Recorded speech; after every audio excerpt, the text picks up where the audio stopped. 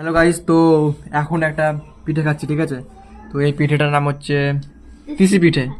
অনেকেও এটাকে অনেক রকম বলে, ভাপা পিঠে বলে, তারপরে তিসি পিঠে বলে, বা অনেকেও অনেক রকম বলে, ঠিক আছে? অনেক রকম নাম আছে এর, বাট আমরা তিসি পিঠে বলি এটাকে, যেহেতু তিসি দিয়ে করে এটা। দৃষ্টিও খাচ্ছে। কটা খালি দৃষ্টি? একটা? আর খাবি? লে, একটা লে। ভালো লাগে তো এগুলো। দাঁত মাত দেখ না, খাল খাল করে দেয়। দৃষ্টিকে মানে সবাই ভালো লাগে খেতে। দৃষ্টি অ্যাকচুয়ালি খুবই ভালো, একদম স্মার্ট সব দিক থেকে।